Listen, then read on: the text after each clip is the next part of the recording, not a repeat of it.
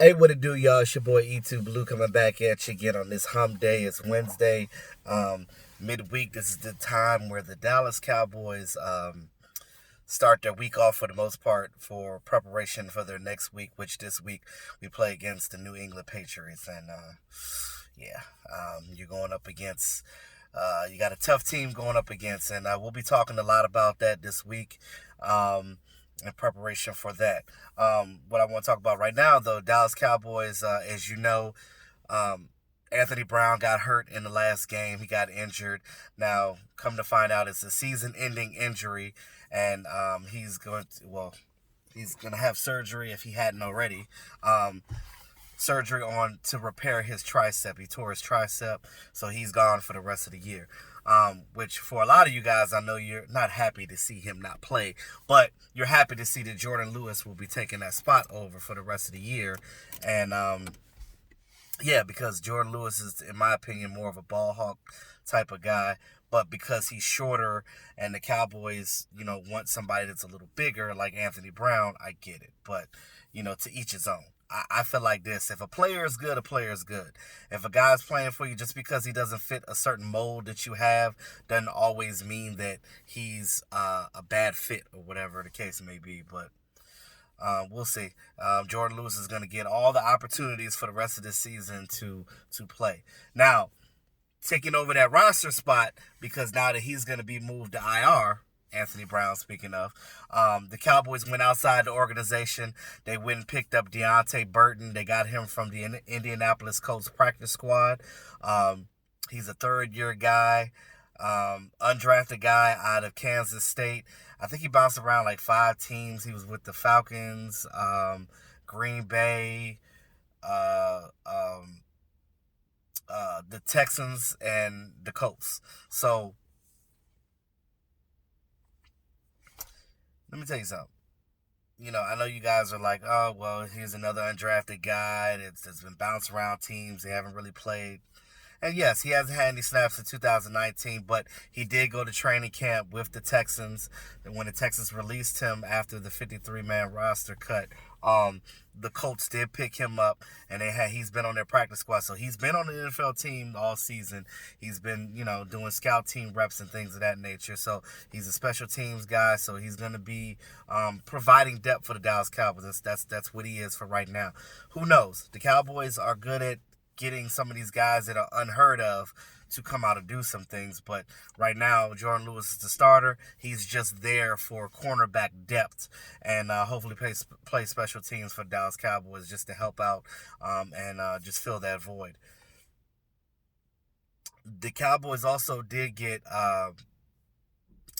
what is his name? Marcus Henry. They picked up a veteran center, Marcus Henry, to put on the practice squad because we brought Josh Jones up from the practice squad to help at safety while Jeff Heath, goes through his injury situation because Jeff Heath didn't play last game. Now, he was at practice a little bit, just doing some light work, trying to get his conditioning back and trying to get back on cue with the Dallas Cowboys. Same thing with Connor Williams. Connor Williams was doing a couple of reps and things of that nature from his injuries. But to be honest with you, I want to see Suafilo play more. I'd rather let Connor Williams rest up, keep Suafilo in there, get his thing going. My biggest thing on the offensive line I'm worried about is just Lyle Collins. He got injured late in the game. Cam Fleming came in there and helped out on the last 2 drives. I think Cam Fleming is better. Cam Fleming is better on the right side than he is the left, because you know how it is when he takes over for Tyron Smith. It doesn't work out too well. You got to get some guys over there to help the block because that's the strong rush side. So and typically the quarterback's blind side. So you want to make sure that you have the best players on your blind side. Now, I think Cam Fleming, I think he could take over better on the right side, which is where he normally played before. And I think that's where he played at when he was with the Patriots. Speaking of the Patriots, since we're playing against that team this week, we have 2 former Patriots on our team. So, which, doesn't really make a difference with playing them. But they have experience with that organization, so they kind of know how they run things over there. Now, as far as other injury updates, Demarcus Lawrence, he's back on a limited basis. Thank God that his injury is not crucial. He just kind of just re-aggravated his shoulder.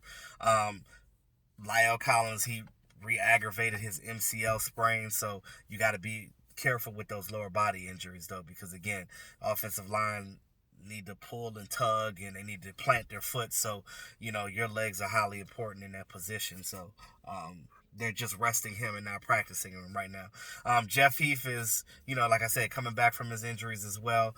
They're all doing light work right now. Amari Cooper, they're giving him, of course, his veteran days off. And when he is out there, he's doing light duty. And I like what they're doing, like what they did with him in the game, where they put him in there to make a few plays or be a decoy or whatever the situation may be, and they get him out of the game. Because we got good wide receivers on this team. You got Michael Gallup stepping up. You got Randall Cobb stepping up. So, you have guys pass the ball to. You have options with the emergence of Blake Jarwin, getting yards after catch on every catch that he's receiving and things of that nature. So I think they need to use him more.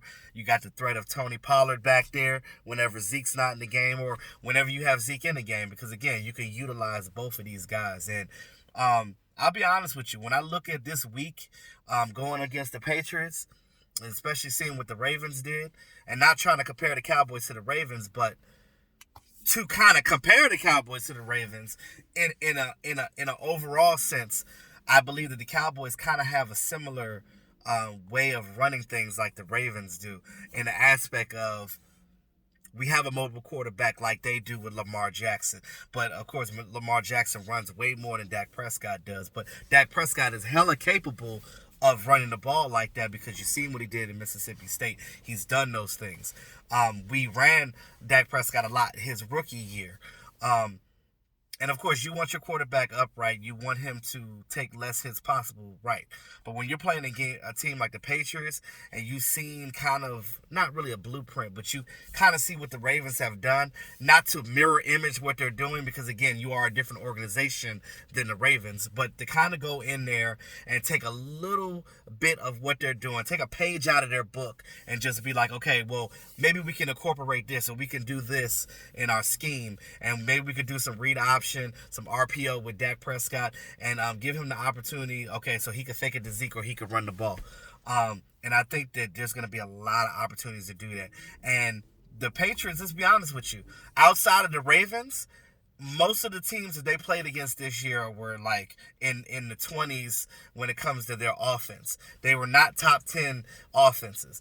The Ravens are a top team when it comes to offense and defense. So they're similar to the Cowboys in that matter. The Cowboys are number one in total offense. So with the weapons that we have on offense, I'm not worried about teams trying to stop us. Now, I know that Belichick is, and them, he's a very good coach, and Tom Brady is a magician out there on the field.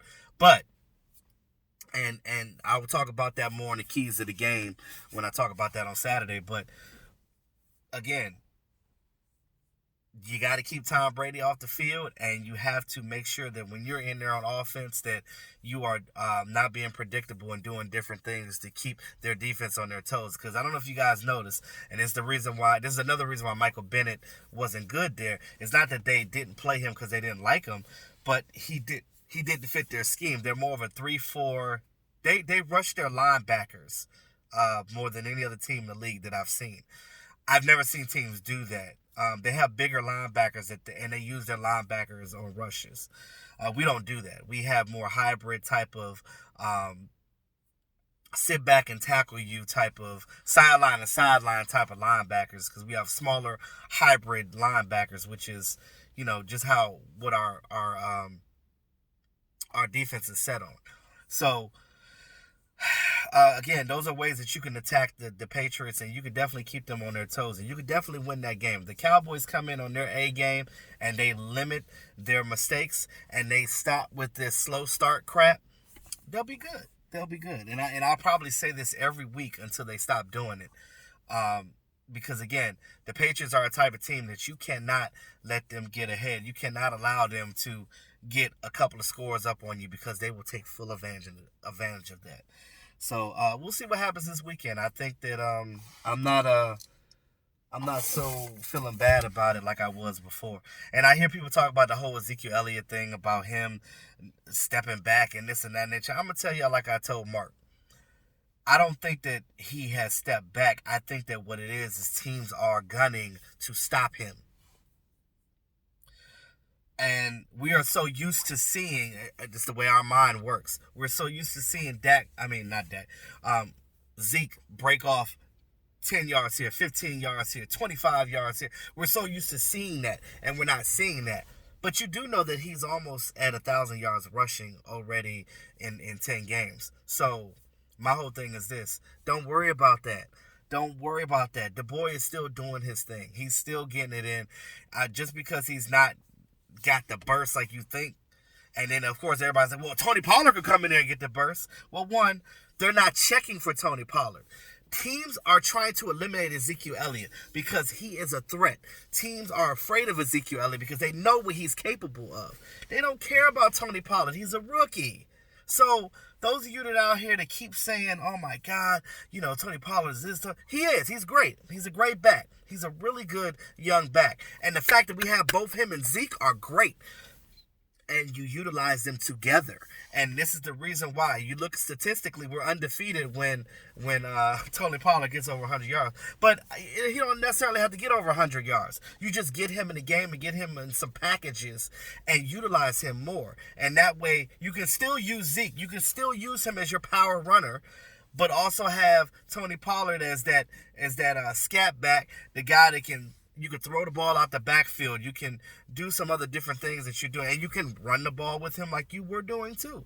You can do some of the same things. And it's not like you have to stop production on your $50 million guy. You don't have to just do that. You can do different things. So that's just where I'm at with that. Again, I'll talk more about that this weekend before the game.